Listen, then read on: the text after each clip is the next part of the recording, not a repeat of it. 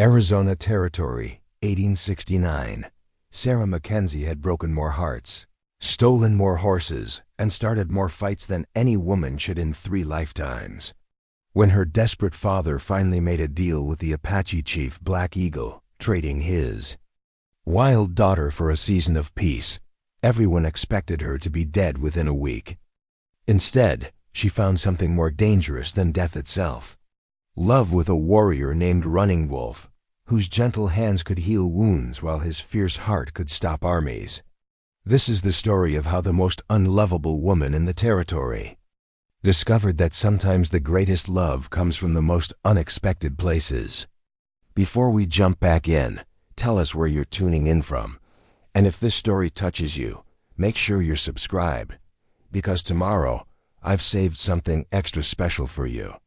The sound of gunfire cracked across the Arizona desert like thunder, but Thomas McKenzie barely flinched as he watched his daughter Sarah empty her Colt revolver into the trading post's wooden sign.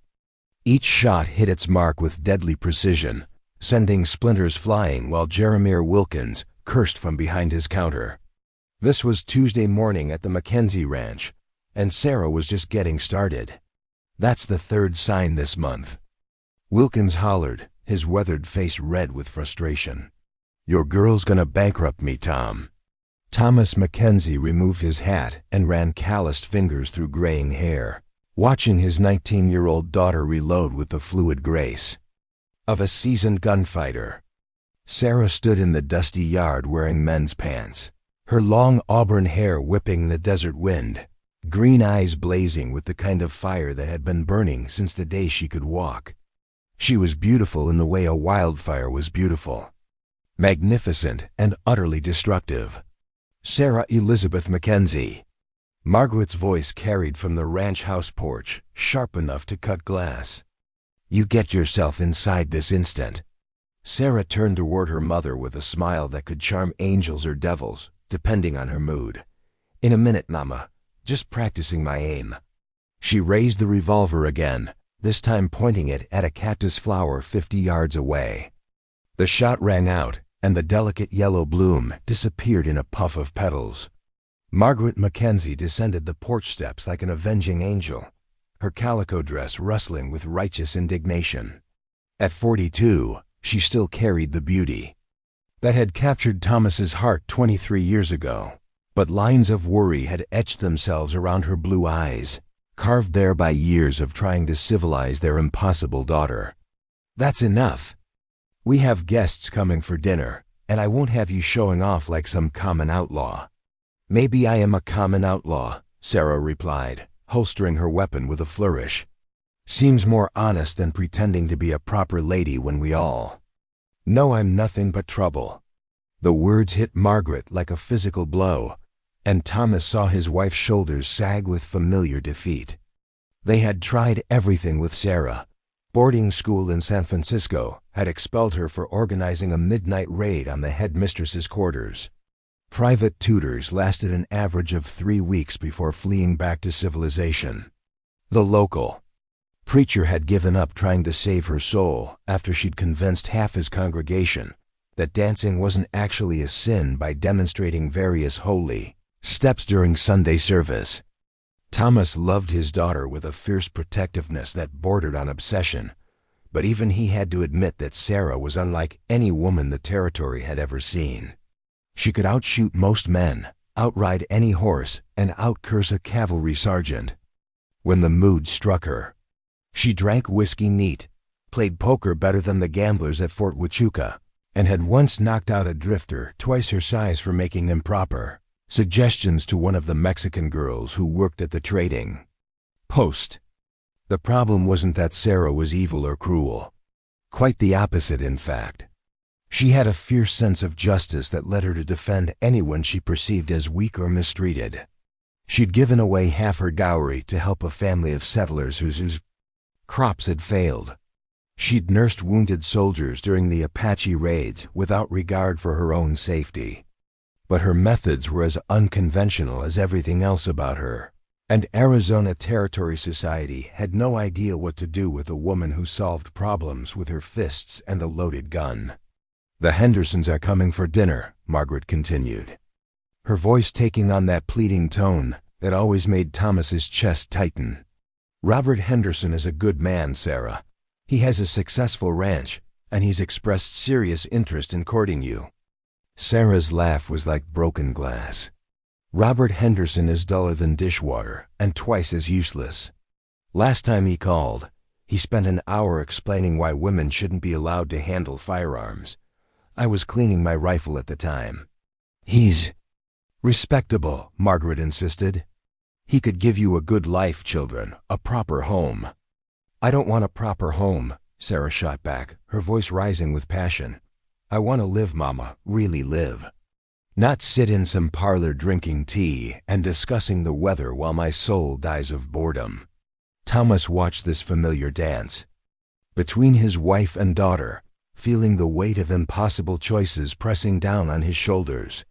Margaret wanted Sarah to conform, to find a husband and settle into the role society expected of women. Sarah would rather die than surrender, her wild spirit to convention. And Thomas was caught between loving them both and knowing that something had to give before his family tore itself apart.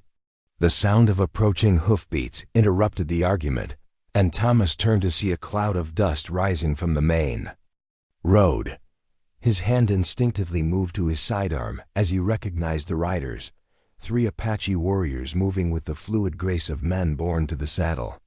At their head rode a figure Thomas knew well, Gray Hawk, an elder of the Chiricahua Apache, who sometimes served as an intermediary between his people and the white settlements. "Company," Thomas announced, his voice carefully neutral. Relations with the Apache had been tense lately, with copper miners pushing deeper into traditional hunting grounds and young warriors growing restless under the confinement of reservation life. But Gray Hawk was known as a man of peace, and his presence usually meant negotiation rather than violence. Sarah's demeanor changed instantly, her hand dropping to her gun while her body shifted into a fighter's crouch. Whatever else could be said about his daughter, Thomas reflected grimly, she was never afraid. If anything, the prospect of danger seemed to energize her in ways that polite society never could. Gray Hawk dismounted slowly, his weathered hands visible and empty as he approached. He was perhaps 60 years old, his long hair streaked with silver, his dark eyes holding the wisdom of a man who had seen his world change beyond recognition. He wore traditional Apache clothing mixed with items traded from white settlements, a living symbol of the cultural collision that defined life in the territory. "Thomas McKenzie," Gray Hawk said in careful English, his voice carrying the formal cadence of diplomatic speech. "I come with words from Black Eagle." Thomas felt his stomach clench. Black Eagle was the war chief of the local Chiricahua band, a man known for his fierce intelligence and unwavering dedication to protecting his people's interests. If Black Eagle was sending messages, it meant serious business. "Speak your words, Gray Hawk," Thomas replied, using the formal response he'd learned during previous negotiations. "My ears are open." Gray Hawk's gaze moved to Sarah, who stood perfectly still despite the obvious tension crackling through the air. "Black Eagle has heard stories of your daughter," he said slowly. "Stories of her unusual nature." Margaret stepped forward, her maternal instincts overriding her fear. "What kind of stories?" "Stories of a woman who fights like a warrior," Gray Hawk replied, his eyes never leaving Sarah's face. "Who shows no fear, who protects the weak, who cannot be tamed by the ways of her people. Black Eagle finds these stories interesting." Thomas felt the bottom drop out of his world. He'd heard rumors from other ranchers about Apache raiding parties, specifically targeting young women, taking them as slaves or wives for their warriors. The thought of Sarah in the hands of hostile warriors sent ice through his veins, but he forced himself to remain calm. Showing weakness or fear now could make everything worse. "What does Black Eagle want?" he asked, his voice steady despite the turmoil in his chest. Gray Hawk was quiet for a long moment, studying Sarah with the intensity of a man evaluating a valuable horse. When he finally spoke, his words fell like stones into still water, creating ripples that would change everything. Black Eagle offers a trade, Greyhawk said. Your daughter for 1 full season of peace. No raids on your cattle, no attacks on the miners, no bloodshed between our peoples until the snows come again. She will live among us, learn our ways, prove whether the stories of her spirit are true. The silence that followed was deafening. Margaret's face went white as bone, and Thomas felt the world spinning around him like a dust devil. It wasn't a slave raid or a hostage demand. It was something far more complex and dangerous. Black Eagle was offering his daughter a test, a chance to prove herself worthy of whatever respect the Apache gave to exceptional individuals. But the cost of failure didn't bear thinking about. And if she fails your test? Thomas asked, his voice barely above a whisper. Greyhawk's expression didn't change, but something flickered in his dark eyes. Then she dies as a warrior should. Die with honor. Margaret's sharp intake of breath sounded like a scream in the desert stillness. Thomas felt his world collapsing. 20 years of building a life in this harsh land, suddenly meaningless in the face of losing his daughter. But before he could speak, before he could tell Greyhawk exactly what he thought of Black Eagle's offer, Sarah stepped forward. I accept, she said clearly, her voice carrying the ring of absolute certainty. Sarah, no! Margaret cried, rushing toward her daughter. You don't understand what you're agreeing to. Sarah caught her mother's hands, her green eyes blazing with something that might have been excitement or terror. I understand perfectly, Mama. They're offering me a chance to find out who I really am, away from all the rules and expectations that never fit me anyway. Maybe I'll die. Maybe I'll find something worth living for.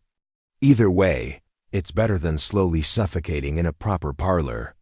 Thomas stared at his daughter, seeing her clearly perhaps for the first time in years. Sarah wasn't just rebelling against society's constraints. She was searching for a place where her fierce spirit could exist without constant conflict, where her strength could be valued instead of condemned. Preparing and narrating this story took us a lot of time, so if you are enjoying it, subscribe to our channel. It means a lot to us. Now back to the story. The Apache test might kill her, but the slow death of conformity surely would. When? He asked Greyhawk, the word torn from his throat like a piece of his soul. Tomorrow at dawn, Greyhawk replied. She brings nothing but the clothes she wears. If she is truly what the stories claim, she will need nothing else. That evening, the Henderson dinner proceeded like a fever dream. Robert Henderson, a pleasant but unimaginative man in his 30s, made polite conversation about cattle prices and weather patterns, while Sarah sat silent at the table, her mind clearly elsewhere. Margaret barely touched her food, her eyes red from crying. Thomas went through the motions of hospitality while his heart broke piece by piece. After the guests left, the McKenzie family sat in their parlor as shadows lengthened across the desert floor. Daniel, Sarah's younger brother, had ridden in from the north pasture and now sat stunned as the situation was explained to him. 17, he worshipped his sister's wild independence while lacking her courage to break free from conventional expectations. There has to be another way, Daniel said desperately. We could leave, move to California or Colorado. Start fresh. Somewhere the Apache can't find us. Sarah shook her head, her auburn hair catching the lamplight. Running away won't change who I am, Danny, and it won't solve the real problem. What real problem? Margaret asked, her voice thick with unshed tears. Sarah looked at her family. These people she loved more than her own life, and felt the weight of honesty settling on her shoulders. The problem is that I don't fit anywhere in this world you've built. I'm too wild for polite society, too civilized for complete lawlessness. Maybe the Apache will kill me, but maybe they'll help me find out where I belong. Either way, I'll finally know. Thomas stood and walked to the window, staring out at the star-filled desert sky. Tomorrow he would watch his daughter ride away with Apache warriors, possibly forever. The thought threatened to drive him to his knees, but he also understood Sarah's desperate need for authenticity in a world that demanded she become someone else. "If you do this," he said without turning around, "promise me you'll remember that you're my daughter. That whatever happens, you carry the McKenzie name and everything it stands for." "What does it stand for, Papa?" Sarah asked softly. Thomas turned back to face her, his weathered face etched with love and loss, courage when it matters, loyalty to those who earn it, and the strength to stand up for what's right, even when the whole world tells you you're wrong. Sarah smiled, and for a moment she looked like the little girl who used to climb onto his lap and demand stories about the old days. "Then I'll try to make you proud." That night, none of them slept. Margaret packed and repacked a small bundle of Sarah's belongings before remembering that she was supposed to bring nothing. Daniel cleaned and oiled Sarah's revolver, knowing she couldn't take it but needing to do something useful with his hands. Thomas sat on the porch, listening to the night sounds of the desert and trying to memorize every detail of this last peaceful evening with his family intact. Sarah spent the dark hours writing letters, one to each member of her family, to be opened only if she didn't return. One to Robert Henderson, apologizing for her rudeness and wishing him well in finding a more suitable wife. And one to herself, a promise to remember who she was no matter what the Apache test demanded of her. As dawn approached, painting the eastern mountains in shades of gold and crimson, the family gathered in the ranch yard. Greyhawk appeared precisely at sunrise, accompanied by two younger warriors whose faces revealed nothing of their thoughts. They sat their horses like statues, waiting with the infinite patience of their people. Sarah hugged Daniel first, holding her little brother tight while whispering fierce instructions about taking care of their parents. Then Margaret, whose tears fell silently as she memorized the feel of her daughter's embrace. Finally Thomas, who held her close and whispered the same prayer he'd said every night since she was born. "Come back to us," he said simply. Sarah swung onto the spare horse Greyhawk had brought, settling into the saddle with the natural grace that had always marked her as different. She looked back at her family one last time, these people who had loved her despite her impossible nature, and felt her heart break and heal simultaneously. "If the stories are true," Greyhawk said to Thomas, "you will see her again. If they are not, remember that she chose to face the truth rather than live a lie." With that, the small party rode east toward the rising sun, leaving the McKenzie ranch behind like a fading dream. Thomas stood in his yard until the riders disappeared into the heat shimmer, knowing that whatever came back to him, if anything came back at all, it wouldn't be the same daughter who had just ridden away. The real test was just beginning. The journey eastward stretched like a fever dream across the brutal Arizona landscape. Sarah rode between the two younger warriors while Greyhawk led the way, their horses picking careful paths through rocky arroyos and around towering saguaro cacti that stood like ancient sentinels in the desert heat. The sun climbed mercilessly overhead, turning the air into a shimmering furnace that seemed to steal the breath from her lungs with each inhalation. Sarah had always prided herself on her toughness, her ability to endure hardship better than most men, but this ride tested every limit she thought she possessed. The Apache warriors showed no signs of discomfort despite the punishing heat, their bodies moving in perfect harmony with their mounts as they navigated terrain that would challenge even experienced desert travelers. They spoke little, communicating through subtle gestures and expressions that Sarah couldn't interpret, but found herself studying with growing fascination. The warrior riding to her left was perhaps 25 years old, with intricate tattoos covering his arms and a face that might have been carved from stone for all the emotion it revealed. The one on her right appeared younger, maybe her own age, with intelligent dark eyes that occasionally flicked toward her with what might have been curiosity. Neither had spoken a word to her since leaving the ranch, but she sensed no hostility in their silence, only a watchful wariness that suggested they were as uncertain about this arrangement as she was. By midday, the heat had become a living thing that pressed against her skin like molten metal. Sarah's cotton shirt clung to her back, soaked with perspiration, and her throat felt like sandpaper, despite the careful sips of water Gray Hawk had permitted from the gourd tied to his saddle. She began to understand why the Apache moved primarily at dawn and dusk, reserving the brutal middle hours for rest in whatever shade could be found. When Gray Hawk finally called a halt beneath an overhanging rock formation, Sarah nearly fell from her horse in relief. The shade felt like a blessing from heaven, and she sank gratefully onto the sandy ground while the warriors tended to their animals with practiced efficiency. She watched them work, noting how they handled their horses with gentle competence, checking hooves and adjusting gear with the care of men who understood that their lives depended on these animals.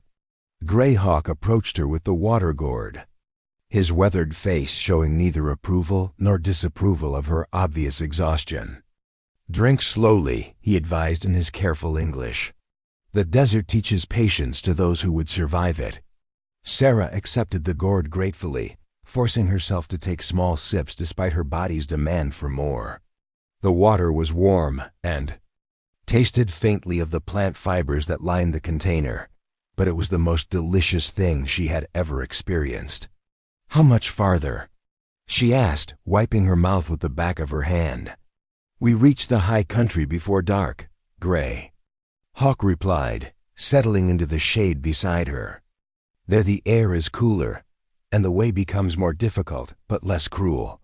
The older warrior studied her face, perhaps looking for signs of weakness or regret. Sarah met his gaze steadily, determined not to show the fear that gnawed at her stomach like a living thing. She had made her choice, and she would see it through regardless of the cost. "You wonder what awaits you," Gray Hawk said, his voice holding no judgment. "This is wise. Only fools do not fear the unknown." Sarah hesitated, then decided that honesty served her better than false bravado. "I wonder if I'm strong enough for whatever test Black Eagle has planned. I wonder if I'll shame my family's name or prove myself worthy of the stories you've heard." Gray Hawk nodded slowly, as if her answer confirmed something he had suspected. Strength comes in many forms. The white man's strength is often loud and crude, like the sound of his guns. Apache strength is quieter but runs deeper, like water finding its way through stone. "Which kind of strength do you possess, Sarah McKenzie?" The question hung in the air between them, heavy with implications she couldn't fully grasp. Sarah thought of her life at the ranch, the constant friction with her mother's expectations, the way her father's love had always been tinged with worry about her future. She thought of Robert Henderson and men like him, who saw strength as the ability to impose one's will on others, to control and dominate rather than adapt and endure. "I don't know," she admitted finally. "I've never been tested in the way you're talking about. I know I can shoot straight and ride hard and fight when I have to, but I suspect that's not what you mean." "No," Gray Hawk agreed. "Those are skills, not strength. Strength is what remains when the skills are not enough, when the body fails and the spirit must carry on alone. It is what allows a person to become more than they were, to find truth in places where others see only danger." As they resumed their journey, climbing steadily into the foothills of the Dragoon Mountains, Sarah found herself pondering Gray Hawk's words. The landscape changed gradually around them, the harsh desert giving way to scattered juniper trees and patches of hardy grass that somehow managed to survive in the thin soil. The air grew cooler as they gained elevation, and Sarah felt some of her strength returning as the sun's brutal assault diminished. The trail they followed was barely visible to her inexperienced eyes, winding through rocky defiles and around massive boulders that looked as though they had been scattered by the hand of some giant. But the Apache warriors navigated with absolute confidence, their horses never hesitating at the narrow passages or steep ascents that would have challenged most riders. Sarah began to appreciate the skill required to live in this unforgiving landscape, the intimate knowledge of every water source and safe passage that meant the difference between life and death. As evening approached, they crested a ridge and Sarah got her first glimpse of their destination. Below them, hidden in a canyon so perfectly concealed that she never would have found it without a guide, lay the Apache village of Eagle's Rest. Smoke rose from perhaps 30 dwellings, a mixture of traditional wickiups and more permanent structures built from stone and timber. Gardens and corrals were tucked into protected alcoves, and Sarah could see people moving about their evening tasks with the unhurried efficiency of a community that had learned to thrive in isolation. The village was larger than she had expected, and more organized. Children played in the central area while women prepared food and men tended to weapons and tools. It looked peaceful, almost idyllic, which somehow made Sarah's situation more frightening rather than less. These were not the savage raiders of frontier stories, but a complex society with its own customs and expectations, and she was about to be thrust into their midst with no understanding of how to navigate their social landscape. Gray Hawk led them down a winding path that descended into the canyon through a series of switchbacks so narrow that Sarah's horse's hooves sent pebbles cascading into the depths below.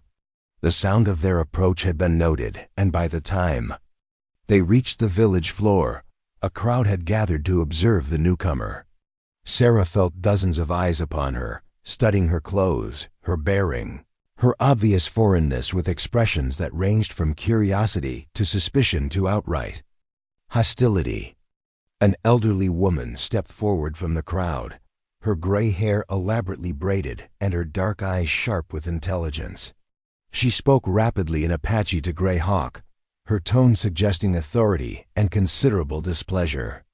Gray Hawk replied in the same language, his voice respectful but firm, and Sarah caught her own name several times in the exchange.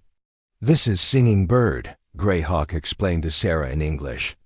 "She speaks for the women in matters that concern them. She wishes to know why Black Eagle has brought a white woman into our village, and whether you will bring trouble to our people."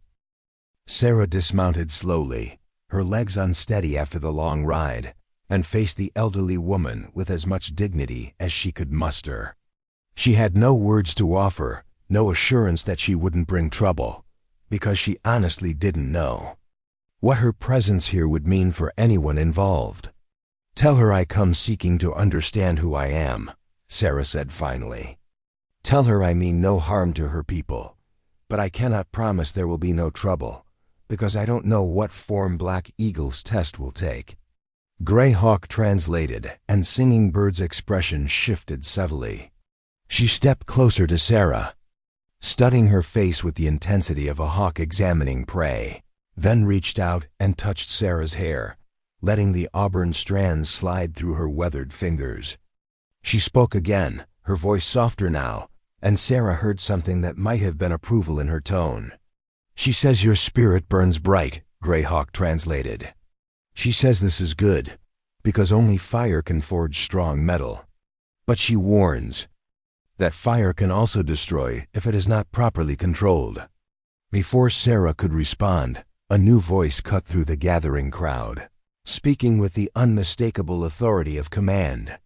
The crowd parted instantly, revealing a man in his 40s, with the bearing of a natural leader and scars that spoke of countless battles. His long hair was streaked with silver, and his dark eyes held the kind of intelligence that missed nothing. This, Sarah realized, was Black Eagle, the war chief who had orchestrated her presence here. Black Eagle approached slowly, his gaze never leaving Sarah's face as he circled her like a predator evaluating potential prey.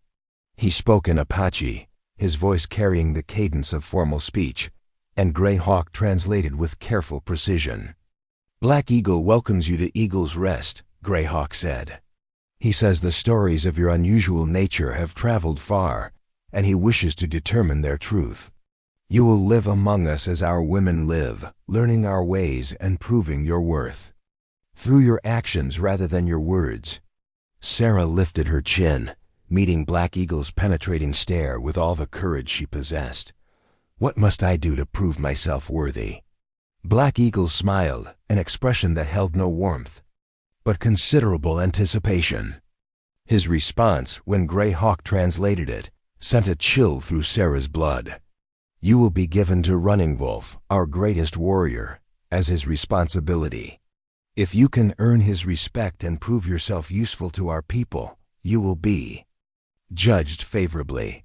If you fail, if you bring shame or danger to our village, you will face the consequences of your inadequacy. The crowd murmured at this announcement, and Sarah caught glimpses of surprise and concern on several faces. Grey Hawk's expression remained neutral, but she sensed tension in his stillness. Clearly, this arrangement carried implications that she didn't understand, but that obviously concerned those who did. Where is this Running Wolf? Sarah asked, her voice steadier than she felt. Black Eagle gestured toward the edge of the crowd, and the people parted once again. The man who stepped forward took Sarah's breath away, not because of his physical beauty, though he was undeniably handsome, but because of the quiet power that seemed to radiate from him like heat from a forge. He was perhaps 30 years old. Tall and lean with the fluid grace of a natural athlete, his long black hair adorned with feathers and his arms marked with scars that spoke of countless battles survived. But it was his eyes that captured Sarah's attention and held it. They were the darkest eyes she had ever seen, like pools of night water that seemed to reflect depths she couldn't fathom. There was intelligence there, and strength, but also something else that she couldn't quite identify. Pain, perhaps, or loss, carefully hidden beneath layers of control and discipline. Running Wolf approached until he stood directly before her, close enough that she could see the intricate beadwork on his shirt and smell the faint scent of sage that clung to his skin.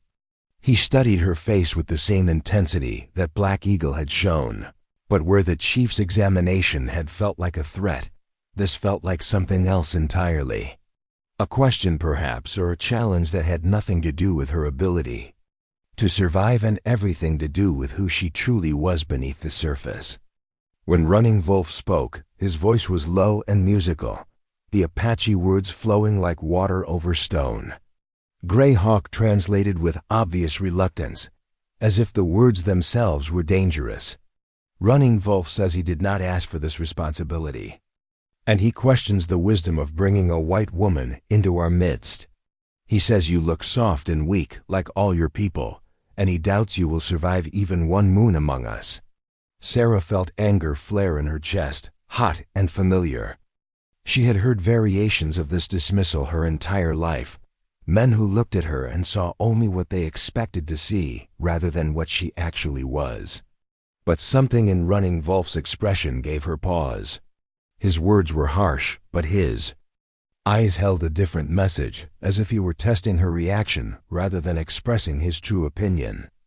"Tell him," Sarah said, her voice carrying across the sudden silence, "that I may look soft to him, but I have never backed down from a challenge in my life. Tell him that if he judges me by my appearance rather than my actions, he will find himself surprised by what this soft white woman can accomplish." Grey Hawk hesitated, clearly uncomfortable with translating such a direct challenge, but Running Wolf made an impatient gesture and the elder complied. Running Wolf's expression didn't change as he listened, but Sarah thought she saw something flicker in those dark eyes. Amusement, perhaps, or possibly approval. Running Wolf's response was brief, and when Grey Hawk translated it, Sarah felt her heart skip a beat. "He says we will see. He says that tomorrow your true education begins, and by the time the moon is full again, we will all know whether you are worthy of the stories or simply another foolish white woman who thinks courage is the same as stubbornness."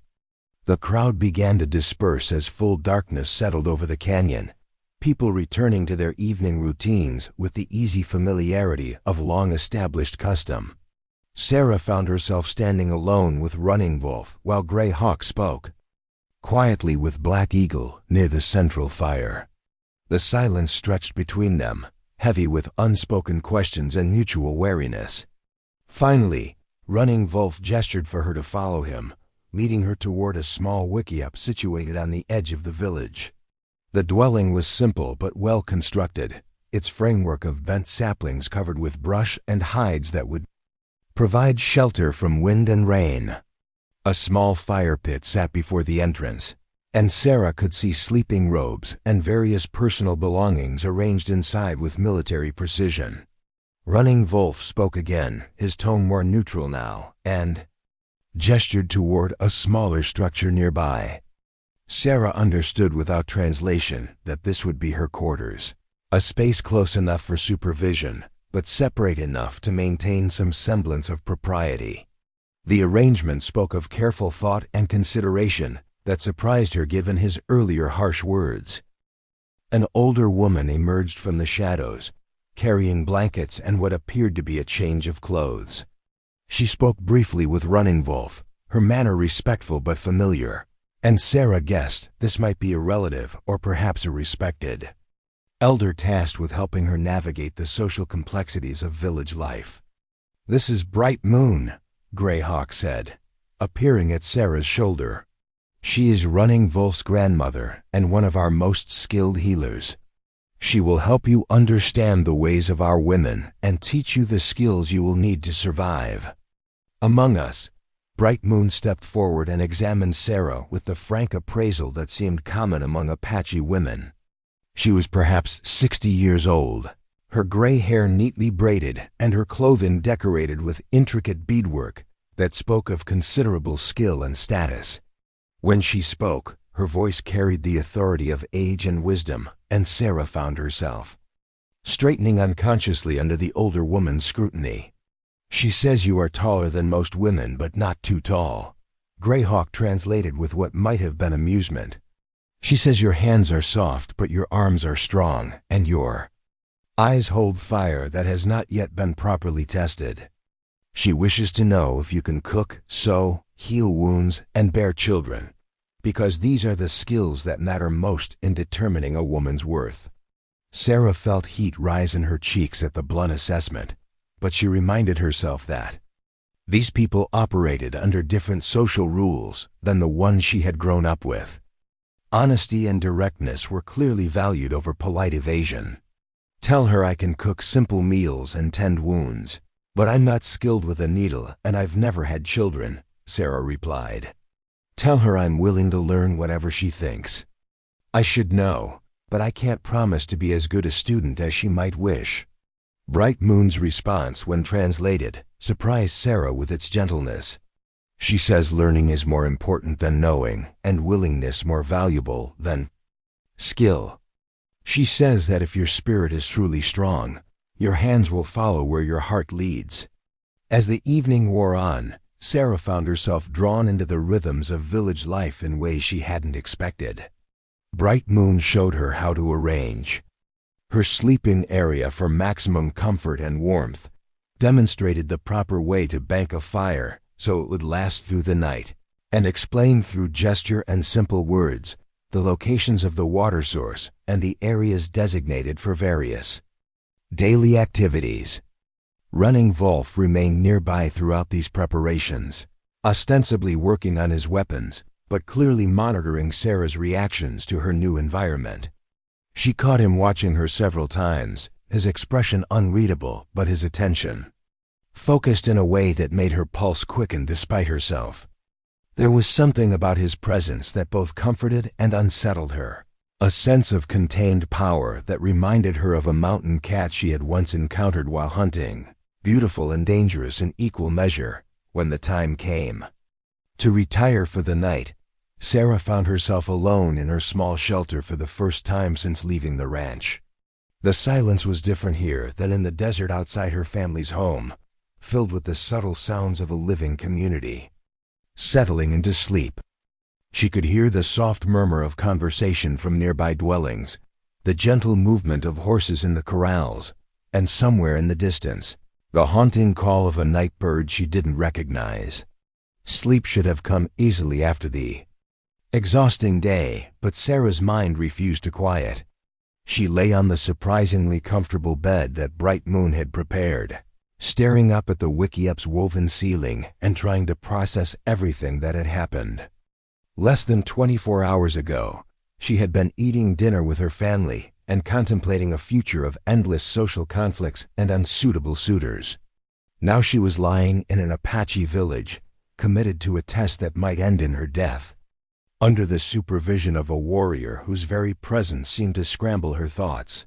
The sound of movement outside her shelter made her freeze, her hand instinctively reaching for the knife at her belt before she remembered that she carried no weapons. Footsteps circled her dwelling slowly, too deliberate to be casual, too quiet to be made by someone who wanted their presence known. Sarah held her breath, straining to identify the sound, her heart hammering against her ribs as she imagined various scenarios, ranging from curious children to hostile warriors testing her alertness.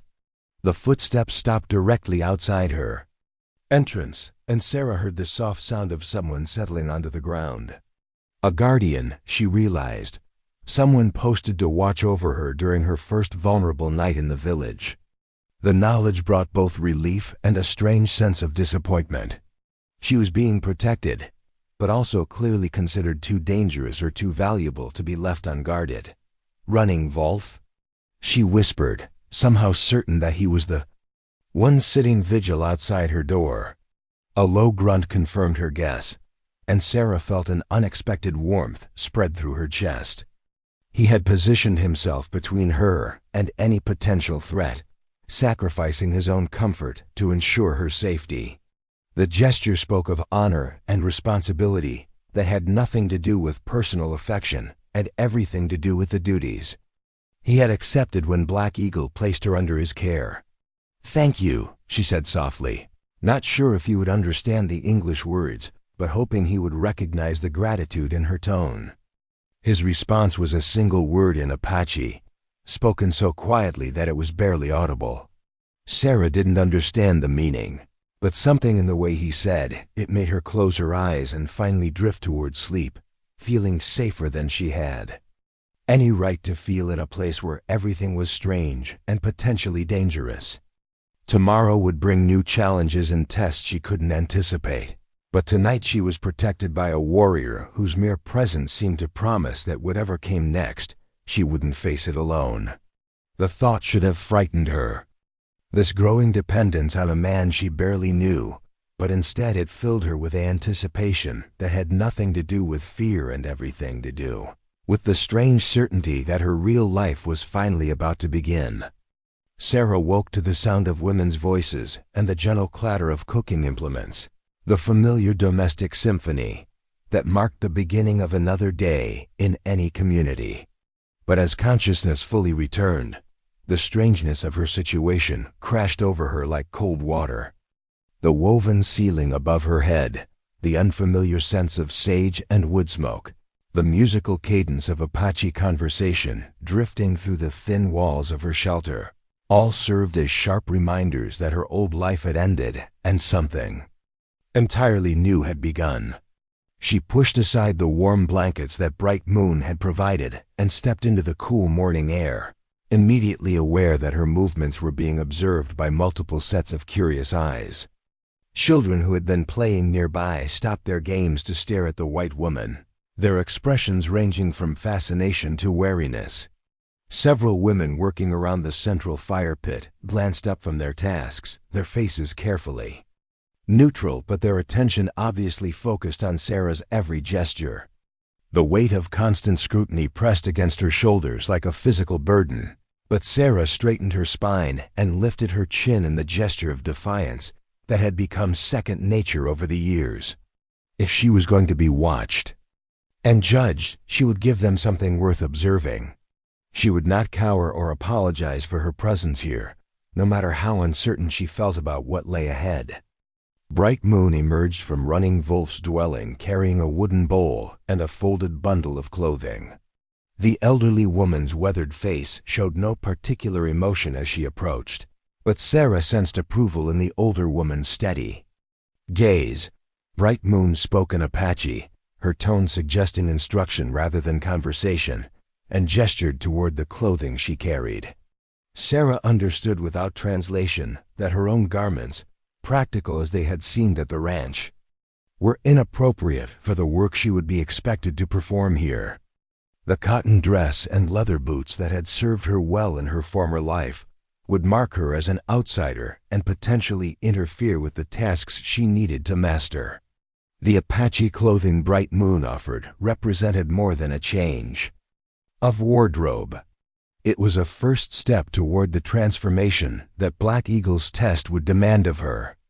The garments were beautiful in their simplicity, cut from soft buckskin and decorated with intricate beadwork in patterns that Sarah didn't recognize but found oddly compelling.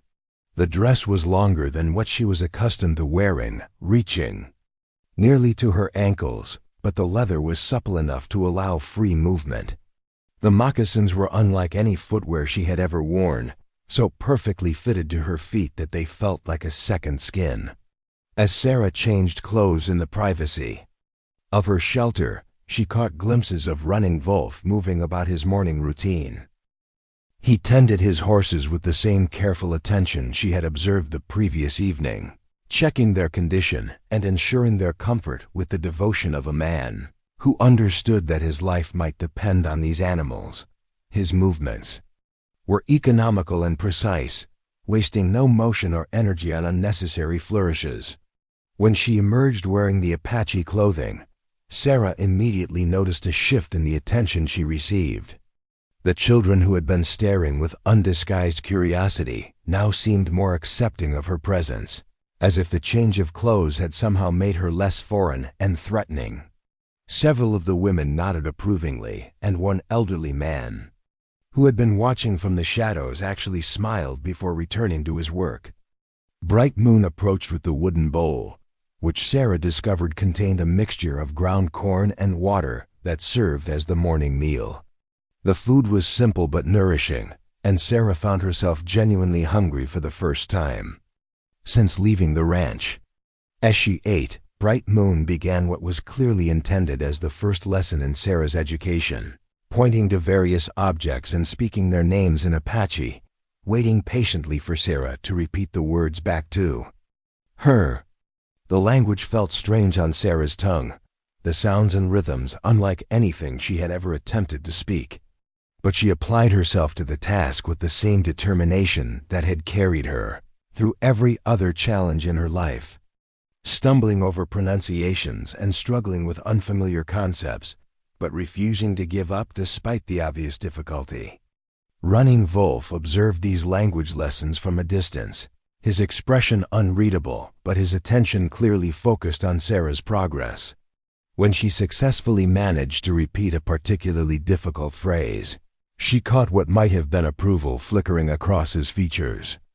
When she stumbled over simple words that should have been easy to master, his jaw tightened in what she interpreted as either frustration or disappointment. After the morning meal, Bright Moon led Sarah to a group of women who were working on various tasks essential to the village's daily functioning. Some were grinding corn into meal, their strong arms working stone pestles with rhythmic efficiency that spoke of years of practice. Others were repairing clothing or crafting new garments, their skilled fingers manipulating bone needles and sinew thread with precision that made their work look effortless. Sarah was given a pile of corn kernels and a grinding stone, positioned between two women who could demonstrate the proper technique while keeping watch over her efforts. The work was harder than it appeared, requiring not just strength, but also rhythm and patience that Sarah struggled to develop. Her first attempts produced uneven meal mixed with fragments of kernel that drew disapproving clicks from the experienced women. But Sarah had never been one to give up easily, and she attacked the grinding with the same fierce determination that had marked her approach to every other skill she had ever attempted to master. Her arms ached and her back protested, but she continued to work, gradually developing the smooth, steady motion that produced properly ground meal. By midday, her efforts were producing results that earned grudging nods of approval from her supervisors. During the brief rest period that marked the hottest part of the day, Sarah found herself sitting in the shade with several of the younger women, all of them taking advantage of the respite to engage in the kind of casual conversation that formed the social fabric of any community. Though she couldn't understand most of what was being said, Sarah began to pick up on the rhythms and patterns of Apache social interaction. The women spoke with their hands as much as their voices, using gestures and expressions that added layers of meaning to their words. They teased each other with gentle humor, shared concerns about children and husbands, and discussed the practical matters that occupied their daily attention. It was not so different from the conversations Sarah had overheard among the ranch wives who occasionally visited her mother, except for the constant awareness of the precarious nature of their existence. One of the younger women, perhaps 18 years old with intelligent dark eyes and an easy smile, seemed particularly interested in including Sarah in their group. She spoke slowly and clearly, often repeating words or phrases when Sarah looked confused, and showed infinite patience with Sarah's halting attempts to participate in the conversation. Through a combination of simple Apache words, gestures, and the few English phrases that some of the women had picked up from traders, Sarah learned that this young woman was called Laughing Water and that she was married to one of the warriors who had accompanied Gray Hawk to the ranch. She had been married for 2 years, but had not yet borne children, a situation that caused her obvious concern, despite her cheerful demeanor. Laughing Water seemed fascinated by Sarah's background, asking careful questions about life among the white settlers and expressing amazement at some of the details Sarah managed to convey. The idea that white women were expected to remain ignorant of hunting and fighting particularly puzzled her, and she spent considerable time trying to understand why Sarah's parents had allowed her to learn such skills if they disapproved of her using them. As the afternoon wore on and the heat began to diminish, the women returned to their tasks with renewed energy. Sarah found herself assigned to help with the preparation of hides, a process that required both physical strength and considerable skill. The work involved scraping flesh and fat from the inside of deer hides, then working them with various tools and treatments until they became the supple leather that formed the basis of Apache clothing and equipment. The process was messy and demanding, requiring Sarah to work closely with women who evaluated her efforts with critical eyes and quick corrections when her technique proved inadequate. But there was something deeply satisfying about the work, a connection to the practical business of survival that her previous life had never provided. Every motion had purpose. Every step in the process contributed to the creation of something essential for the community's welfare. Running Wolf appeared during the late afternoon, approaching the group of working women with the easy confidence of a man comfortable in his role within the community. He spoke briefly with Bright Moon, his questions clearly focused on Sarah's progress and adaptation. Sarah caught her own name several times in the conversation, along with what sounded like expressions of either approval or concern. When Bright Moon's response included a gesture toward the hide Sarah was working, Running Wolf moved closer to examine her efforts. He studied the leather she had been scraping, running his fingers over the surface to check the texture and completeness of her work. His examination was thorough and professional, the evaluation of someone who understood exactly what standards needed to be met. Sarah found herself holding her breath as she waited for his assessment, surprised by how much his opinion mattered to her.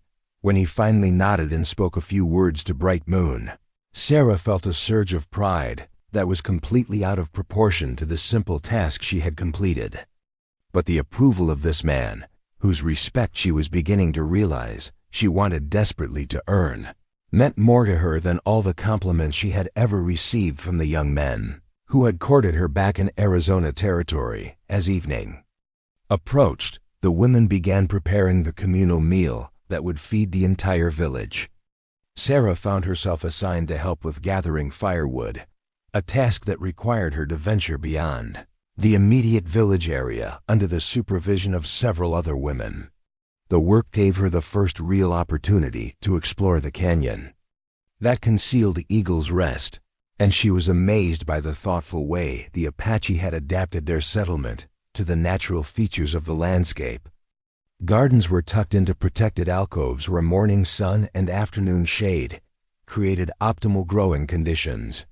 Water from natural springs was channeled through carefully constructed channels to irrigate crops and provide drinking water for both humans and animals. Storage areas were built into natural caves and overhangs, protected from weather and hidden from casual observation. The entire village represented a masterpiece of environmental adaptation, a community that existed in harmony with the harsh landscape rather than in opposition to it. Sarah began to understand why the Apache had been able to resist the encroachment of white settlers for so long, and why their knowledge of the desert gave them such significant advantages over their enemies. As she gathered wood under the watchful eyes of her companions, Sarah became aware that they were not alone in the canyon. Sentries were positioned at strategic points along the rim, invisible to casual observation, but clearly vigilant in their duty. The security arrangements were subtle but comprehensive, designed to provide early warning of any threat while maintaining the appearance of a peaceful settlement. The realization that she was living in what amounted to a military camp, disguised as a village, sent a chill through Sarah's blood. These people were not simply trying to preserve their traditional way of life. They were actively resisting the expansion of white settlement into their territory. Her presence here represented more than a personal test of worthiness. It was potentially a source of valuable intelligence about Apache capabilities and intentions. The thought that Black Eagle might be using her as an unwitting spy filled Sarah with conflicting emotions. Part of her felt betrayed by the possibility that her test was merely a cover for gathering information about white settlements and military preparations. But another part of her, the part that had always rebelled against the injustices she witnessed, found herself questioning whether the Apache resistance was entirely unjustified. During the evening meal, Sarah found herself seated near Running Wolf and several other warriors, positioned where she could observe their interactions while remaining somewhat separate from their conversations. The men spoke in low voices about matters that clearly related to the security and welfare of their people, their discussion punctuated by references to locations and individuals that meant nothing to Sarah but obviously carried significant importance. For them, Running Wolf's role in these discussions became increasingly clear as the evening progressed. Though he was not the oldest or most senior of the warriors present, his opinions carried considerable weight, and the others frequently deferred to his judgment on matters of strategy and tactics. He possessed the kind of natural authority that came not from position or title, but from proven competence and the respect of his peers. When the conversation turned to topics that apparently required privacy, the warriors moved away from the general gathering, leaving Sarah alone with the women and children. But she had caught enough glimpses of their discussion to understand that significant decisions were being made, choices that would affect not only the village but potentially the entire region. Laughing Water settled beside Sarah as the evening fire burned lower, her presence offering companionship and a measure of protection from the curious stares that still followed Sarah's every movement. The young woman seemed to sense Sarah's growing unease about her situation, and she began what was clearly intended as a reassuring conversation about life in the village.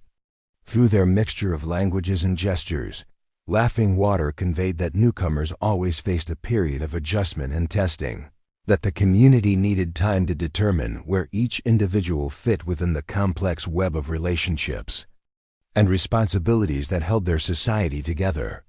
She assured Sarah that patience and persistence would eventually be rewarded with acceptance, but warned that trying to rush the process or demanding immediate recognition would only create additional obstacles.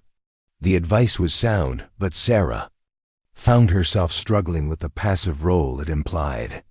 Her entire life had been marked by direct action and immediate response to challenges, and the idea of waiting quietly for others to judge her worthiness went against every instinct she possessed.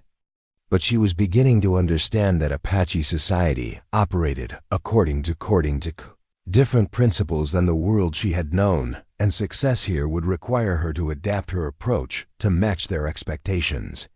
As the evening progressed, Sarah noticed that Running Wolf frequently glanced in her direction, his dark eyes studying her interactions with the other women and her responses to the various social dynamics playing out around the fire.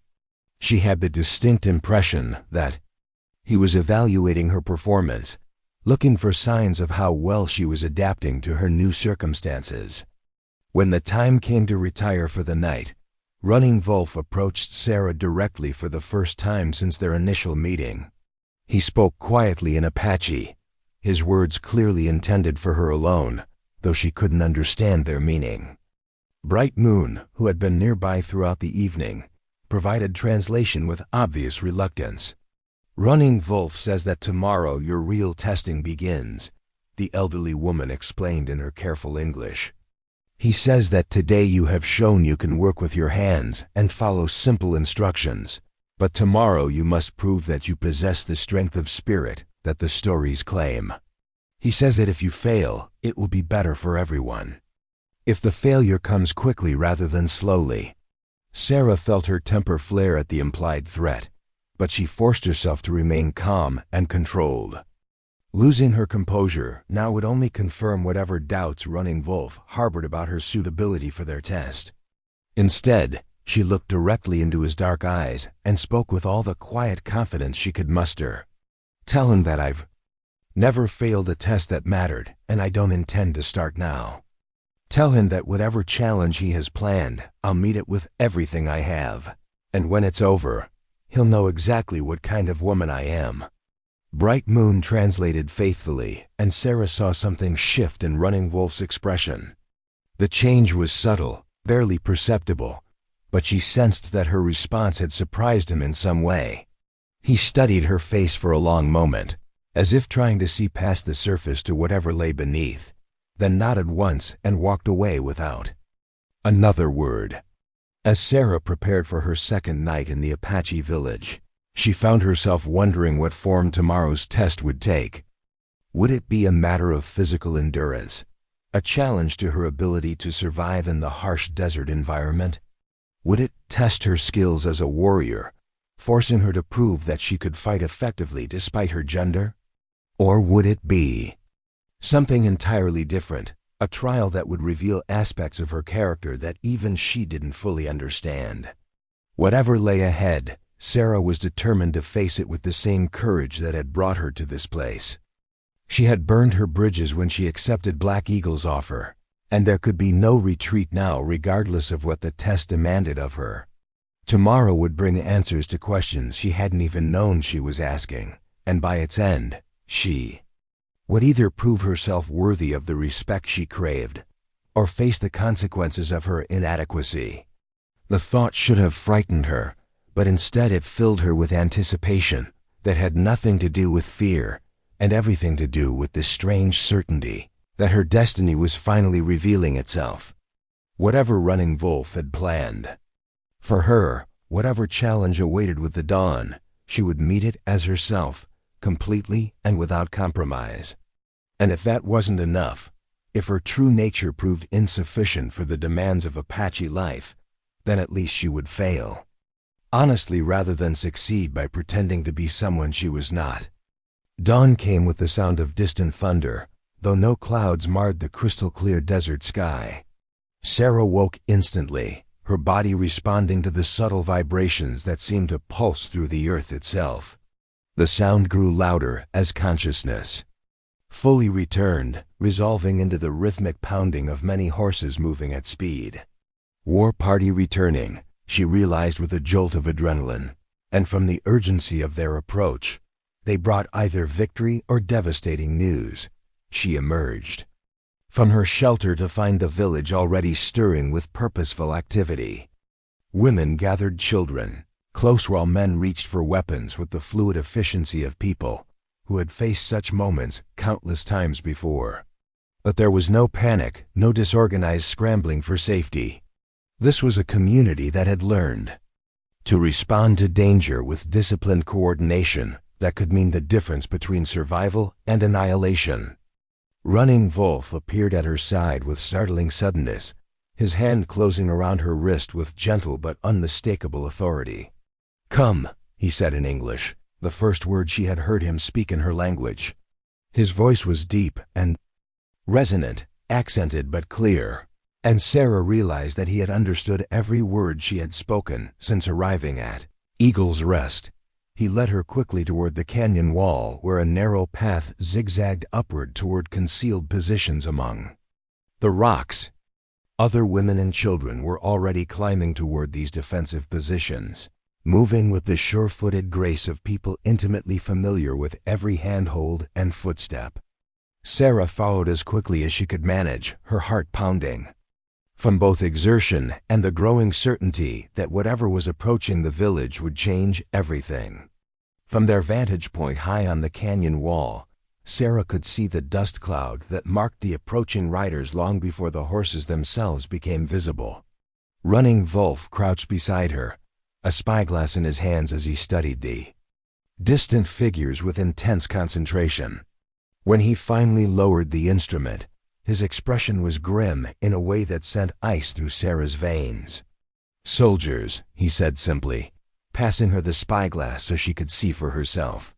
Through the magnifying lens, Sarah could make out the blue uniforms and military formation that marked a cavalry patrol.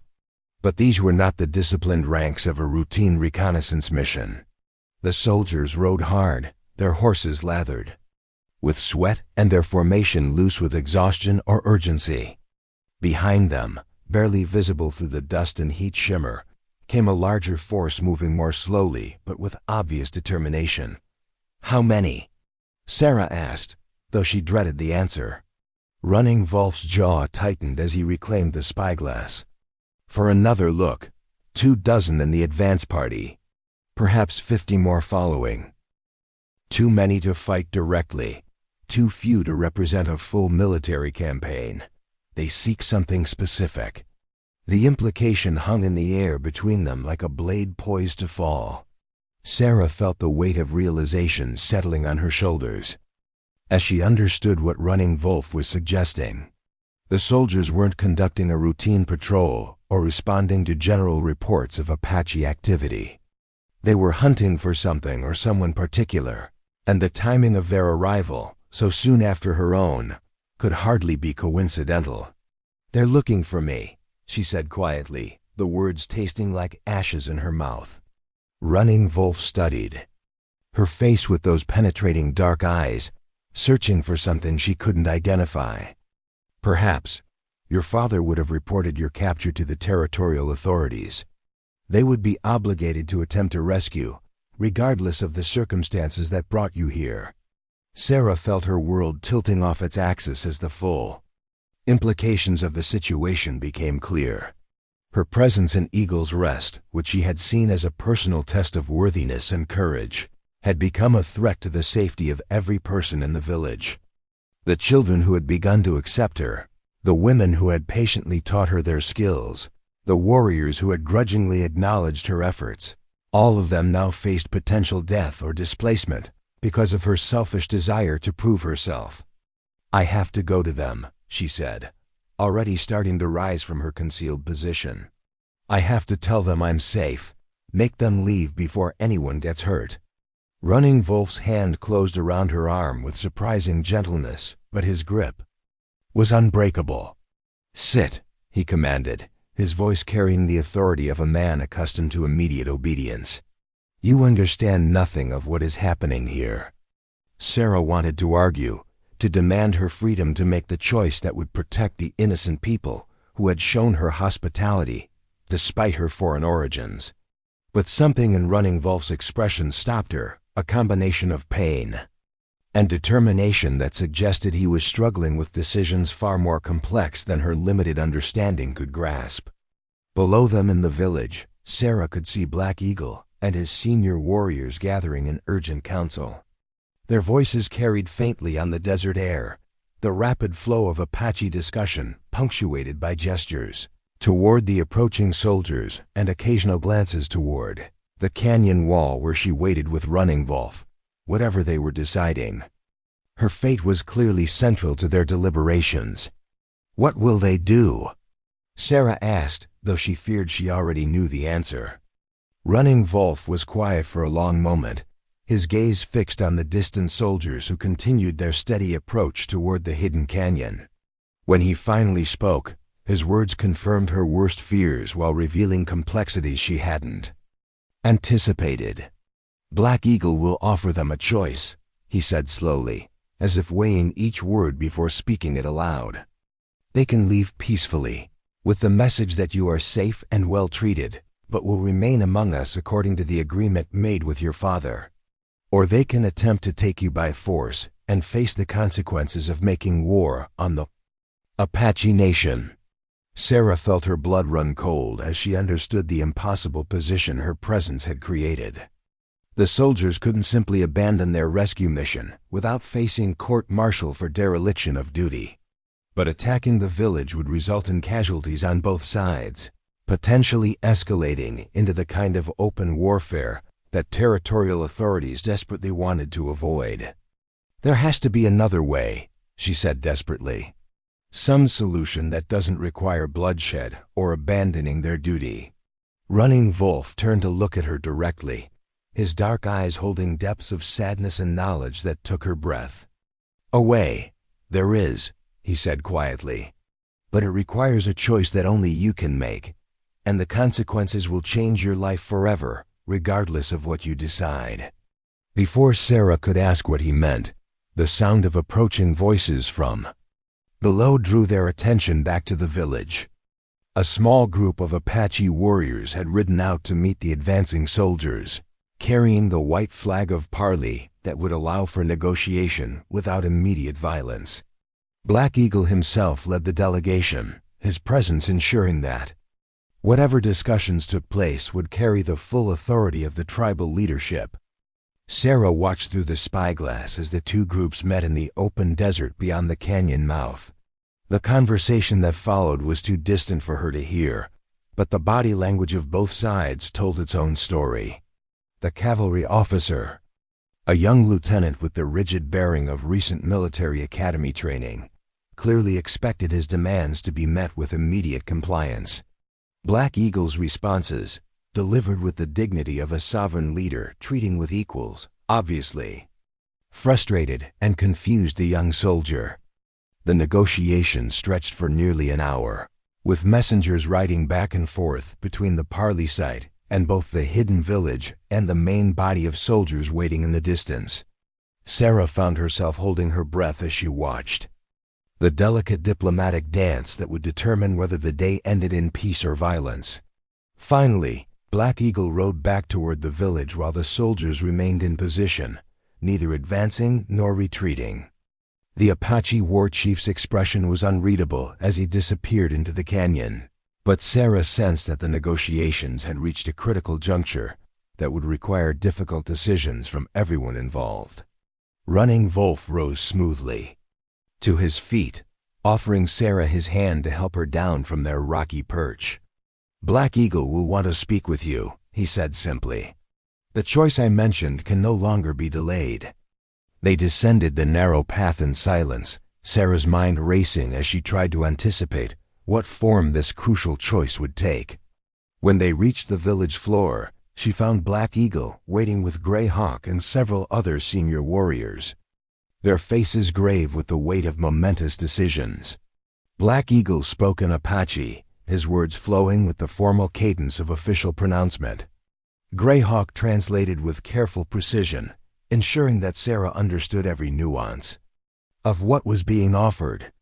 The soldier chief demands your immediate return, Gray Hawk explained.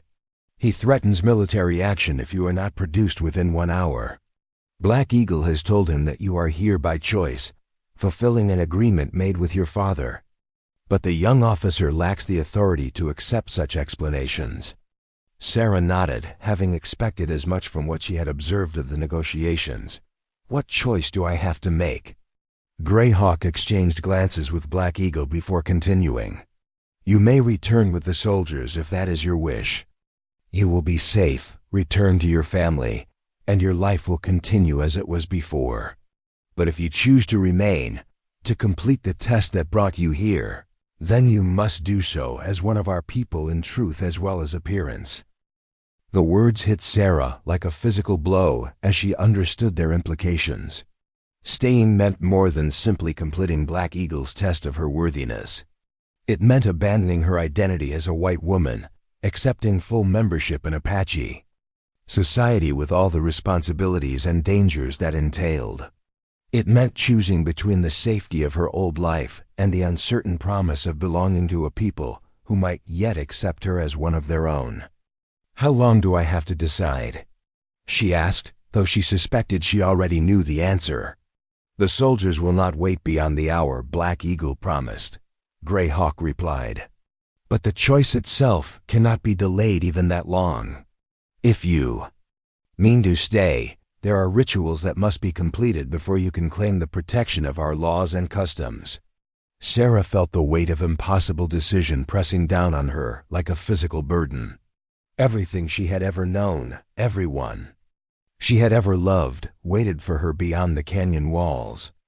Her parents, who would never understand why she had chosen exile over the safety they had tried to provide. Her brother Daniel, who would grow to manhood without her guidance and companionship. The familiar landscape of her childhood, the customs and expectations that had shaped her identity even as she rebelled against them. But staying also meant the possibility of finding the acceptance and belonging that had always eluded her in white society. It meant the chance to prove herself worthy of respect among people who valued courage and strength over conventional femininity. And it meant the opportunity to explore the strange connection she felt with Running Wolf, the sense that he understood aspects of her nature that she had never been able to explain to anyone else. What do the rituals involve? She asked, needing to understand exactly what she would be committing herself to. Black Eagle spoke again, and this time Running Wolf provided the translation, his voice carefully neutral despite the intensity of his gaze on her face. You would be adopted into the tribe through ceremonies that would make you Apache in law and custom, Running Wolf explained. Your white name and identity would be symbolically buried, replaced with a new name that reflects your place among our people. You would be given to a warrior as his wife, bound by our marriage customs and protected by our laws. Sarah's breath caught in her throat as the full scope of the choice became clear. This wasn't simply about completing a test or proving her worthiness. It was about choosing between two entirely different lives, two incompatible ways of existing in the world. And the marriage component added layers of complexity that made her head spin with possibilities and fears. Which warrior? She asked, though something in Running Wolf's expression suggested she already knew the answer. The choice would be yours to make, Black Eagle said through Greyhawk's translation. But tradition suggests that the warrior who has overseen your testing would be the appropriate husband, if both parties find the arrangement acceptable. Sarah looked at Running Wolf, seeing something in his dark eyes that made her pulse quicken despite the gravity of the situation. There was no declaration of love, no romantic gesture or passionate plea. But there was something deeper and more fundamental, a recognition of kinship and compatibility that transcended the superficial attractions that had characterized her interactions with white suitors. And if I choose to go with the soldiers? She asked, needing to understand all her options before making such a momentous decision. Then you go with our blessing and the knowledge that you faced our test with courage, Black Eagle replied through Greyhawk. But you go as Sarah McKenzie, the white woman who visited us briefly, not as one of our people. And Running Wolf remains without a wife, as he has been since his first woman died in the cavalry raid 3 winters past. The additional information hit Sarah like a revelation, explaining the sadness she had sometimes glimpsed in Running Wolf's eyes and the careful distance he had maintained, despite the obvious connection between them. He had lost someone precious to the ongoing conflict between their peoples, and now he was being asked to risk his heart again, with a woman whose presence might bring renewed military attention to his village. The sound of approaching hoofbeats interrupted her contemplation, and Sarah turned to see one of the Apache scouts galloping into the village with obvious urgency. His report to Black Eagle was brief, but clearly alarming, judging by the grim expressions that appeared on the faces of the assembled warriors. "The main cavalry force is moving," Greyhawk translated. "They grow impatient with the negotiations and are positioning themselves to surround the canyon. If you mean to choose, it must be now." Sarah felt time accelerating around her, the luxury of careful consideration replaced by the urgent need for immediate decision. Every logical argument favored returning with the soldiers, resuming her old life with its familiar challenges and established relationships. But logic had never been the primary force driving her choices, and the wild spirit that had brought her to this moment rebelled against the safe, conventional path. She looked at Running Wolf one final time, seeing in his face the same fierce independence that had always marked her own approach to life. Here was a man who would never try to tame or diminish her spirit, who understood that strength came in many forms, and that love meant accepting someone completely rather than trying to reshape them into something more convenient. "I choose to stay," she said clearly, her voice carrying across the sudden silence that had fallen over the assembled crowd. "I choose to become Apache, to take a new name and a new life among these people. And if Running Wolf will have me, I choose him as my husband." The words seemed to hang in the air for an endless moment before Black Eagle nodded with what might have been approval. He spoke rapidly in Apache, his voice carrying the authority of official proclamation, and Sarah felt the weight of irreversible commitment settling over her like a mantle. What followed was a blur of activity as the village prepared for ceremonies that would normally take days to organize properly. Women brought water for ritual washing while men gathered materials for the symbolic burning of Sarah's old identity. Children scattered to collect flowers and herbs that would mark her transformation from outsider to tribal member. Through it all, Running Wolf remained at her side, his presence both comforting and unsettling as Sarah tried to process the magnitude of what she had just committed herself to. When he spoke, his words were soft enough that only she could hear them. "You understand that there can be no going back," he said in his careful English. "Once the ceremonies are complete, you will be Apache in the eyes of our people and our enemies alike. The soldiers will consider you a traitor. Your own people will see you as lost to them forever." Sarah met his gaze steadily, seeing the depth of concern behind his warning. "I understand," she replied. "But I've never belonged anywhere before, not really. Maybe I never will completely. But at least here I can try to become someone worth being, someone strong enough to stand beside a warrior like you." Something shifted in Running Wolf's expression, a softening that transformed his entire face. For the first time since they had met, Sarah saw past the careful control he maintained to the man beneath, vulnerable and hopeful despite everything he had lost. "Then we will face whatever comes together," he said simply, and Sarah felt her heart settle into a rhythm of peace she had never experienced before.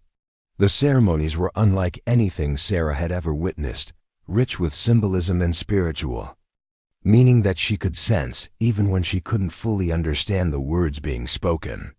Her white name was written on a piece of bark and burned while prayers were offered for the spirit of the woman who had died. A new name was chosen through consultation with the tribal elders, something that honored both her fierce spirit and her place as Running Wolf's chosen mate. She became Flame Dancing, the woman whose fire could not be contained but could light the way for others. The name felt right on her tongue when she spoke it aloud, as if she had been waiting her entire life to discover who she truly was. The marriage ceremony followed immediately, conducted according to traditions that bound their lives together in ways that went far beyond legal obligation.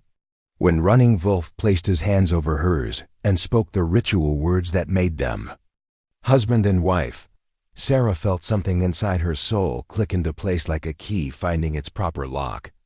As the sun set over Eagle's Rest, painting the canyon walls in shades of gold and crimson, Sarah stood beside her new husband and looked toward the canyon mouth where the cavalry waited.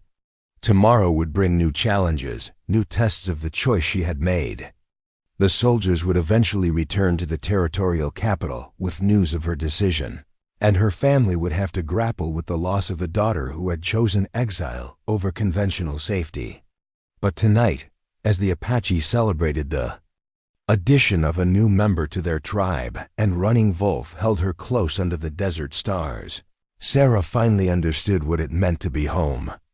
Not a place defined by walls and familiar landscapes, but a sense of belonging that came from being accepted completely for who she truly was. The horrible daughter who had driven her family to desperation had found her place at last in the arms of a warrior who loved her wildness rather than trying to tame it. And somewhere in the darkness beyond the canyon, the desert wind carried the echoes of her laughter as she danced around the celebration fire, finally free to be the woman she had always been meant to become. The first winter snows had come early. To the Dragoon Mountains, blanketing Eagle's Rest in pristine white that transformed the familiar canyon into a crystalline wonderland. Flame Dancing stood at the entrance to the dwelling she now shared with Running Wolf, watching their breath mist in the cold morning air as she prepared for what might be their final day of peace. In the distance, barely visible through the swirling snow, dark shapes moved against the white landscape with the purposeful advance of an army preparing for war. 6 months had passed since her transformation from Sarah McKenzie into Flame Dancing. 6 months of learning to live as an Apache woman while the world beyond their hidden canyon erupted into the violence that everyone had feared, the territorial authorities had not accepted her choice with the resigned disappointment she had naively expected. Instead, her defection had become a rallying cry for those who demanded harsh military action against all Apache resistance, regardless of the human cost. Running Wolf emerged from their dwelling, his warrior's instincts already alert to the danger that approached with the dawn. His hand found hers automatically, their fingers intertwining with the unconscious intimacy of two people who had learned to depend on each other completely. In the months since their marriage, they had discovered a partnership that went far beyond physical attraction or social convenience, a melding of spirits that made them stronger together than either could have been alone. How many? Flame Dancing asked, though she dreaded the answer.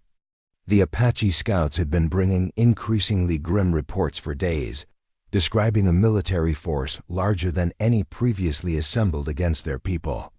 300 soldiers, maybe more, Running Wolf replied, his voice carrying the calm acceptance of a warrior who had always known this day would come. Colonel Harrison leads them personally. He brings artillery and supply wagons for a long campaign. This is not a rescue mission or a punitive raid. This is conquest. The name Colonel Harrison sent ice through Flame Dancing's veins. She knew that name from her previous life, remembered her father speaking of the man with a mixture of respect and unease. Harrison was a career military officer who had built his reputation fighting in the Civil War, a man who understood warfare on a scale that dwarfed the usual conflicts between settlers and Apache bands. His presence here meant that the territorial government had decided to resolve the Apache problem once and for all. Black Eagle's voice carried across the village as he summoned his warriors to council, the urgent tone bringing men running. From every corner of Eagle's Rest, Flame Dancing watched her husband join the gathering. Noting the grim determination that marked every face in the circle of fighters who would soon be asked to defend their families and way of life against overwhelming odds. The council was brief, conducted in the clipped phrases of men who had no time for lengthy deliberation. Through the windows of their dwelling, Flame Dancing could see the animated gestures and intense expressions that marked strategic planning under desperate circumstances. When the meeting broke up, warriors scattered to their various responsibilities with the efficiency of a military unit that had drilled for this moment. Throughout their lives, Running Wolf returned to their home with the measured calm that had become his trademark in times of crisis.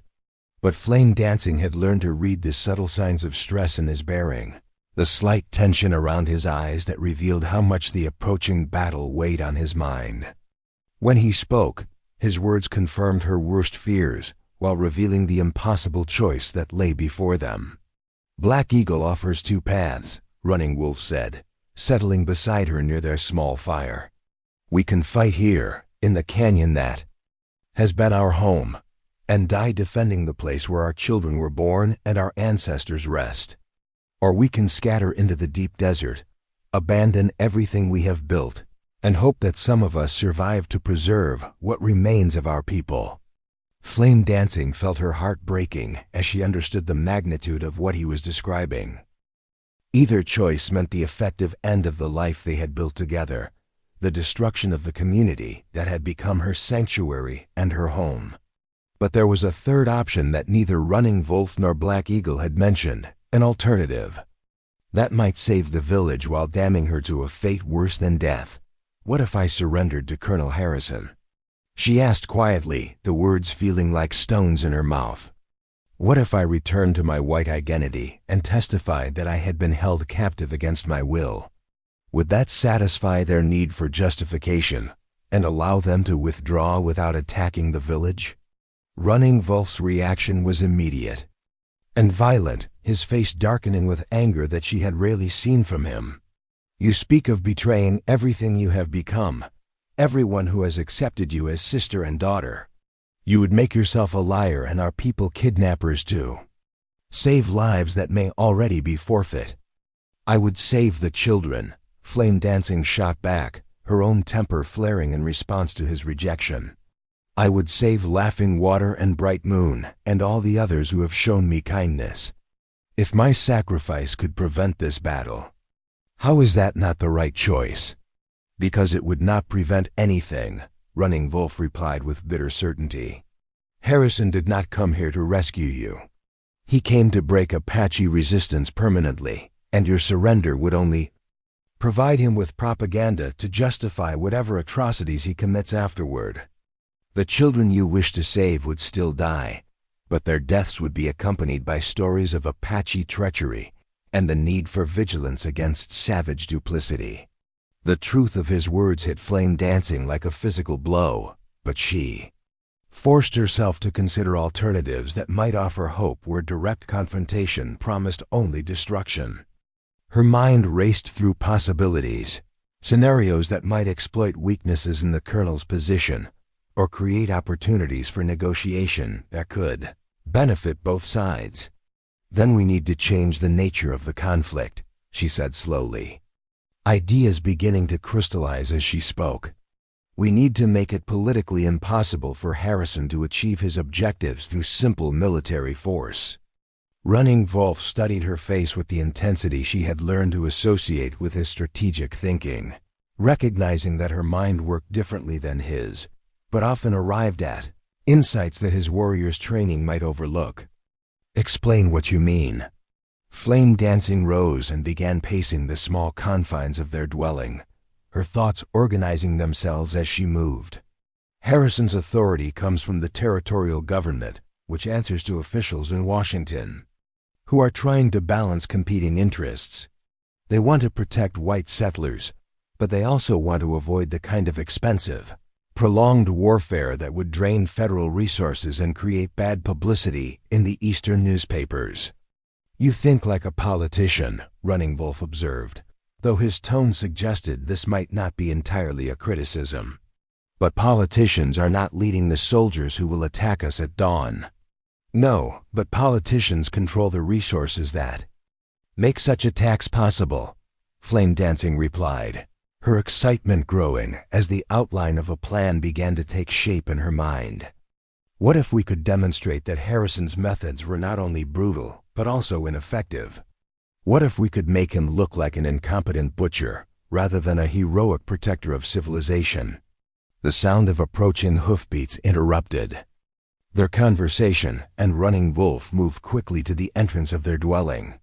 A young warrior dismounted in a cloud of snow and steam, his urgent words bringing a grim smile to Running Wolf's face.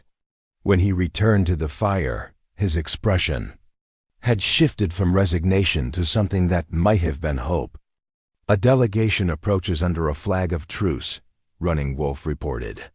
"Colonel Harrison wishes to negotiate before beginning his assault. Black Eagle has agreed to meet with him, but only if you are present as a witness to whatever terms are offered."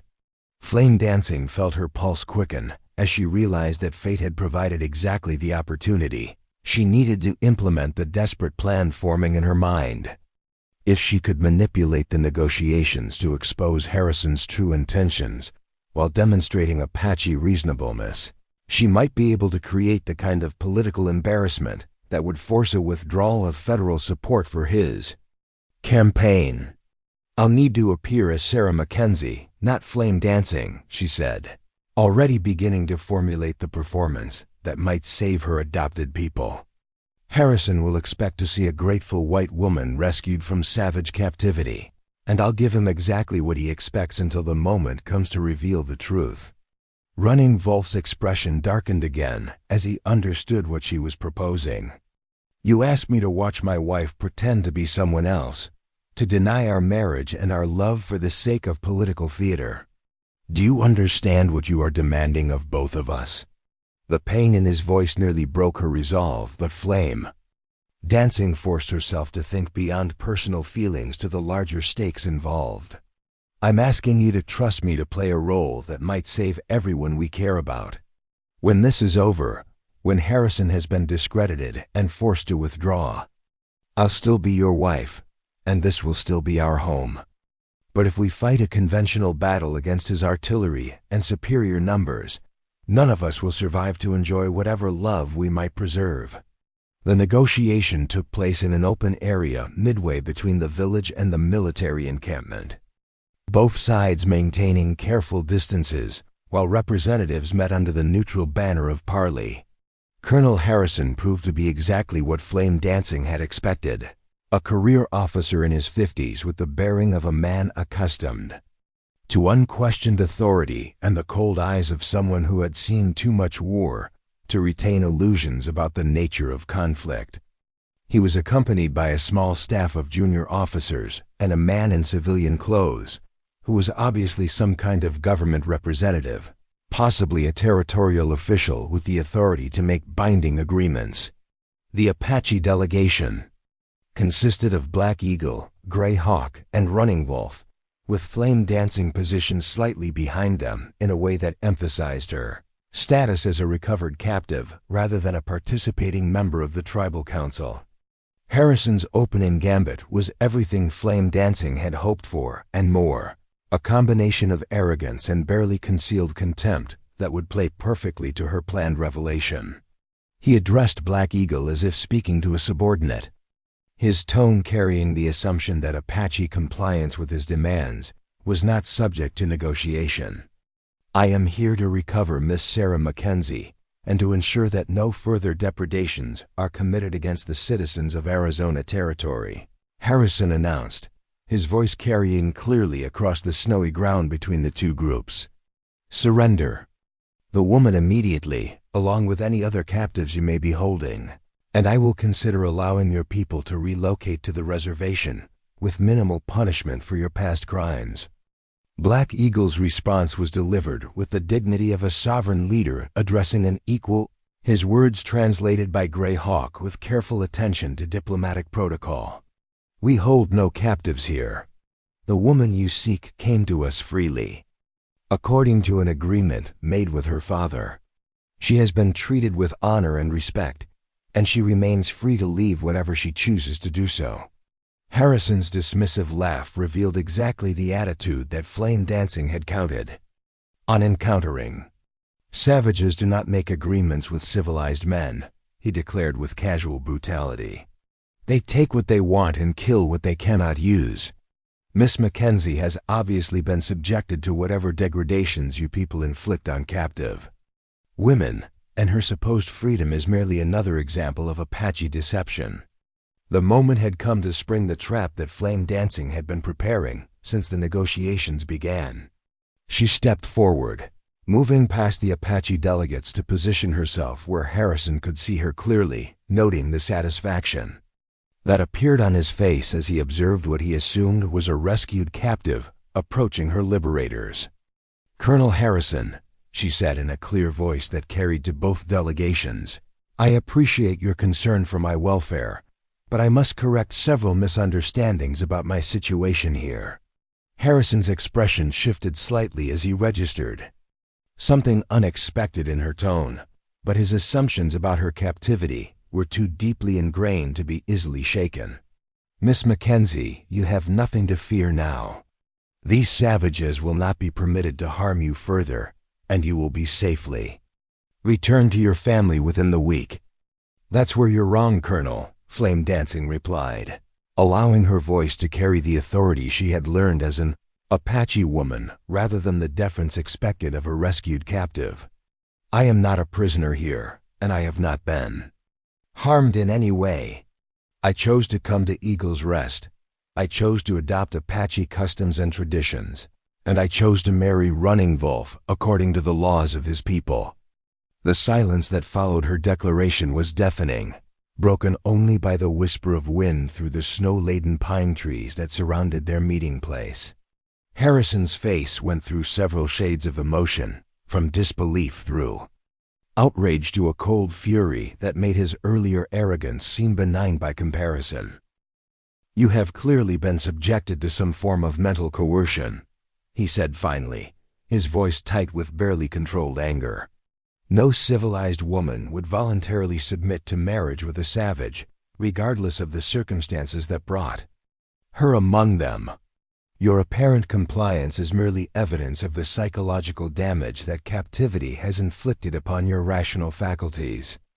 "My rational faculties are perfectly intact," Flame Dancing shot back, allowing her own anger to show through the diplomatic facade she had been maintaining. "What you see as mental coercion, I call freedom to choose my own destiny rather than accepting the limitations that white society would impose on me. I have found acceptance and love among these people, things that were never offered to me in the world I left behind." The government representative accompanying Harrison stepped forward, clearly uncomfortable with the direction the negotiations were taking. His political instincts were obviously screaming warnings about the potential consequences of forcing an apparently willing woman to abandon the life she had chosen for herself, especially when that coercion would require significant bloodshed to accomplish. "Perhaps we should consider the possibility that Miss McKenzie's situation is more complex than we initially understood," the civilian suggested carefully. "If she is indeed here voluntarily, then our legal authority to intervene may be somewhat limited." Harrison's response revealed the depth of his commitment to military solutions, regardless of their legal or political justification. "She is a white woman living among hostiles who have been raiding and killing throughout this territory for months. Her voluntary presence here makes her a collaborator with the enemy, not a victim deserving of rescue. If anything, her treason provides additional justification for the harsh measures necessary to end Apache resistance permanently." The mask was off now, revealing Harrison's true intentions with brutal clarity. This had never been about rescuing a captive woman or protecting territorial citizens from Apache raids. This was about using federal military power to eliminate an indigenous population that stood in the way of territorial expansion and economic development, with Flame Dancing's supposed captivity serving as nothing more than convenient propaganda to justify genocide. "So your choice is clear, Colonel," Flame Dancing said, her voice carrying across the sudden tension that had descended over both delegations. "You can accept that I am here voluntarily, married according to Apache law to Tukuga, a man I love, living peacefully among people who have shown me nothing but kindness and respect. or you can brand me a traitor and attack this village in the name of rescuing someone who doesn't want to be rescued. Slaughtering innocent women and children to satisfy your need for a military victory. Harrison's face had gone dark with rage, but the government representative looked increasingly uncomfortable as he recognized the political disaster that such a course of action would create. Stories of the army attacking peaceful villages to force unwilling women back to white society would play badly in Eastern newspapers, especially when those women could testify about the brutality of their supposed rescuers. There is a third option, Black Eagle said through Greyhawk's translation, his voice carrying the quiet authority of a leader who had been waiting for exactly this moment. Colonel Harrison can withdraw his forces and report to his superiors that the woman he came to rescue is safe and well, but has chosen to remain among us as our daughter and sister. He can recommend that future relations between our peoples be conducted through negotiation rather than warfare, acknowledging that some questions cannot be resolved through military force. The standoff stretched for long minutes as Harrison struggled with the realization that his carefully planned campaign had been undermined by the very person he had come to rescue. The political implications of attacking the village now, with a white woman publicly declaring her voluntary presence there, would follow him for the rest of his career and potentially bring down the territorial officials who had authorized his mission. Finally, the government representative made the decision that Harrison's pride would not allow him to make personally. The colonel will need time to consult with his superiors about these unexpected developments, he announced formally. We will withdraw to consider our options and return tomorrow with a final decision about how to proceed. As the military delegation rode back toward their encampment, Flame Dancing felt the tension begin to drain from her body like water from a broken vessel. The immediate crisis had been averted, but she knew that the larger conflict was far from resolved. Harrison would not simply abandon his mission because of one woman's testimony, and the political pressures that had brought him here would continue to demand some form of action against Apache resistance. Running Wolf moved to her side as the Apache delegation prepared to return to the village, his hand finding hers with the automatic intimacy that had become second nature to both of them. You have won us time, he said quietly, but time for what? Harrison will not be satisfied with anything less than total victory, and his superiors will not allow him to return empty-handed. Time to prepare for what comes next, Flame Dancing replied, her mind already working on the next phase of the strategy that had begun with that morning's confrontation. Harrison expects us to wait passively while he decides our fate, but we're not going to give him that luxury. Tonight, while he's writing reports and requesting instructions, we're going to disappear. The evacuation of Eagle's Rest began before sunset, a carefully orchestrated withdrawal that had been planned and rehearsed for exactly this contingency. The Apache had learned long ago that survival sometimes required abandoning everything they had built in favor of the mobility that would allow them to fight another day. Within hours, the village that had been Flame Dancing's home for 6 months became a collection of empty dwellings and cold fire pits, as if the people who had lived there had simply vanished into the desert air. They traveled through the night, following ancient paths that wound through hidden canyons and over mountain passes that no white man had ever seen.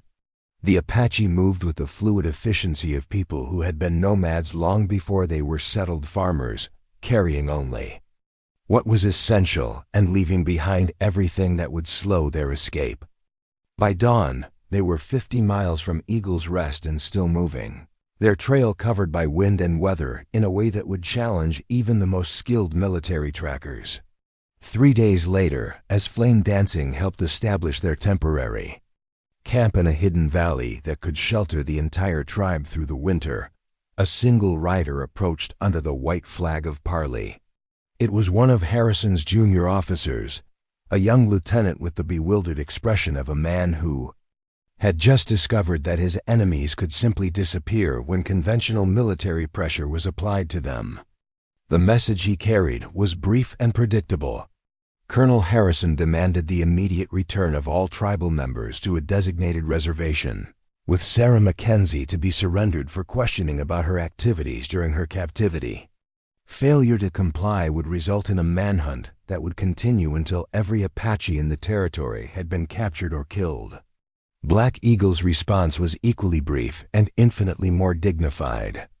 The Apache Nation would consider negotiating a permanent peace treaty that recognized their sovereignty and established clear boundaries between their territory and white settlements.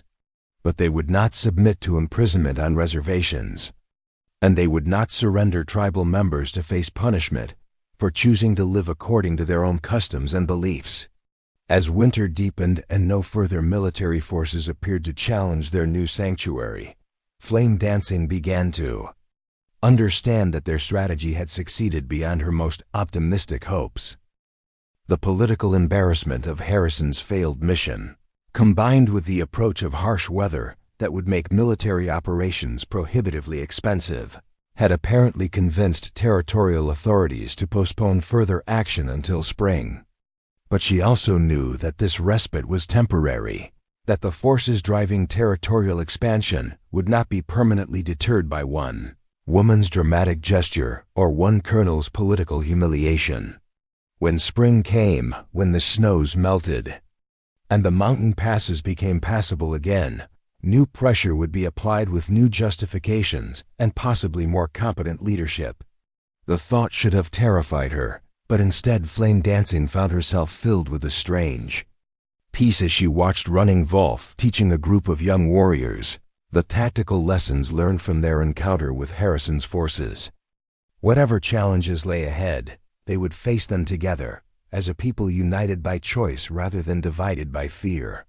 And in that unity, in the love that had grown between her and the man who had become her husband, she had found something worth defending regardless of the cost. The horrible daughter who had once driven her family to desperation had become something entirely new, a bridge between worlds that might yet find a way to coexist. And in the firelight of their winter camp, surrounded by the people who had become her true family, she finally understood that some forms of love were worth any sacrifice required to preserve them. Up next, you've got two more standout stories right on your screen. If this one hit the mark, you won't want to pass these up. Just click and check them out.